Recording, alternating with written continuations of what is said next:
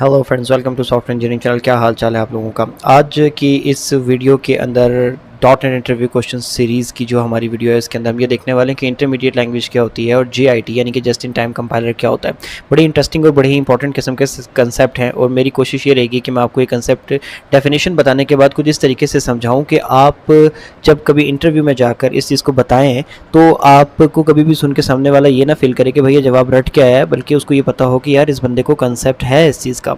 ठीक है, सो इस तरीके से हम इसको लेके चलते हैं आगे।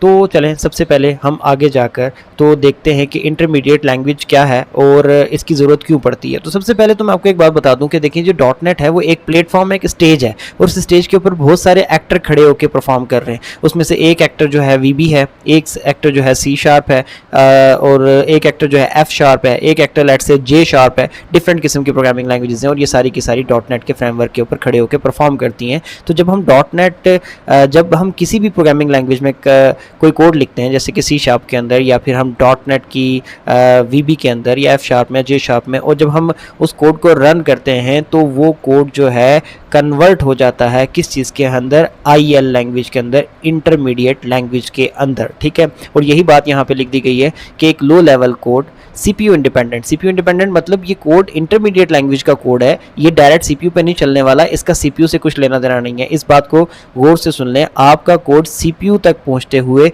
जो है सबसे पहले एक्चुअल लैंग्वेज यानी कि C# है लेट से, अगर तो C# से IL में कन्वर्ट होता है, फिर वो IL से इंटरमीडिएट लैंग्वेज से मशीन कोड में कन्वर्ट होता है। और जो मशीन कोड होता है वो उसका कुछ लेना देना CPU के साथ होता है, वो कोड बेसिकली CPU के साथ लिंक होता है और CPU पे चलता है। तो उससे पहले जो भी कोड है यानी कि आपका IL कोड, वो उससे एक स्टेप ऊपर है, तो CPU से उसका कुछ लेना देना नहीं, तो CPU इंडिपेंडेंट कहलाएगा। ठीक है, और ये कहाँ पे बैठता है, इन बिटवीन, कहाँ पर, एक्चुअल हाई लेवल कोड यानी कि C# VB and machine code.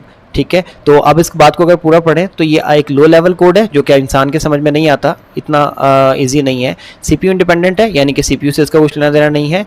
Programming language है that sits between high level code यानी कि आपके लिखे हुए code C# VB and machine code यानी कि जो प्रोसेसर समझता है वो, उस दोनों के दरमियान में है। It's produce by the dot net compiler, और डॉट नेट का एक अपना कंपाइलर है, उससे ये प्रोड्यूस होता है। उस टाइम पे प्रोड्यूस होता है जब आप एप्लीकेशन को बिल्ड करते हो। तो एक ऐसा कोड जो कि एप्लीकेशन के बिल्ड करने पे प्रोड्यूस हुआ और वो आपकी लैंग्वेज और जो प्रोसेसर लैंग्वेज समझता है उन दोनों के दरमियान में एक नई लैंग्वेज बन के बैठ गया, तो उसको इंटरमीडिएट लैंग्वेज कहते हैं। और इस लैंग्वेज को MSIL भी कहते हैं, माइक्रोसॉफ्ट इंटरमीडिएट लैंग्वेज भी, और CIL भी कहते हैं, कॉमन इंटरमीडिएट लैंग्वेज भी कहते हैं, और साथ इसको सिंपली IL भी कहते हैं, इंटरमीडिएट लैंग्वेज भी कहते हैं। ये सारे के सारे इसके अपने नाम हैं। ठीक हो गया, लेकिन सोचने वाली बात यह है कि यार ये कोड जनरेट होता क्यों है, क्यों नहीं डायरेक्ट C# या VB के कोड को मशीन कोड में कन्वर्ट कर दिया जाता है। तो देखें, माइक्रोसॉफ्ट को पता था कि हम आने वाले वक्तों में और भी बहुत सारी लैंग्वेजेस शायद ऐड करें, या हो सकता है कि और भी बहुत सारे मिनी फ्रेमवर्क्स ऐड करें। तो हर एक फ्रेमवर्क के लिए पूरा का पूरा एक ऐसा कंपाइलर डिज़ाइन करना जो कि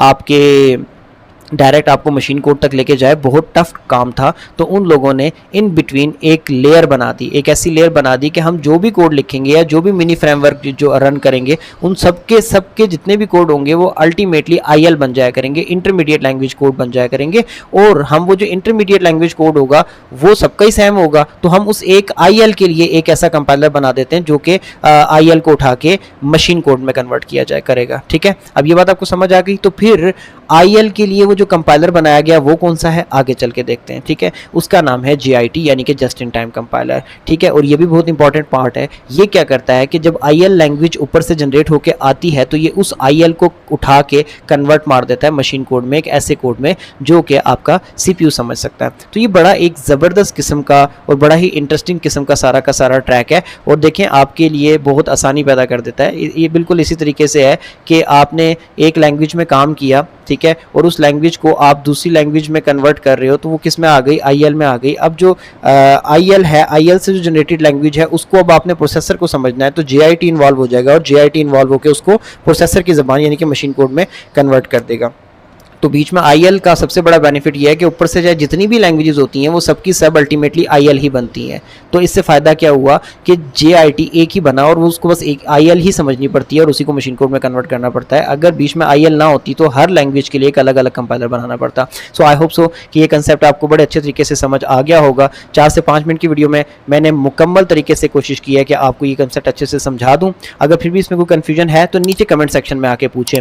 मैं खाली सवाल लिखकर तो उसके जवाब नहीं लिखूंगा, जवाब आप ChatGPT से भी देख सकते हो, आप गूगल से भी देख सकते हो। मेरी कोशिश हमेशा यही रहेगी कि मैं जब भी आपके सामने कोई टॉपिक लेके आऊँ तो उसमें जवाब डेफिनेशन के सेंस में लिख दूँ ताकि आप उसको याद रखने के लिए अपने पास रख लें, लेकिन मैं उसको एक्सप्लेन इसी तरीके से करूँगा। So that's it for this video. दोबारा मिलते हैं नेक्स्ट वीडियो में, तब तक के लिए अल्लाह हाफिज़।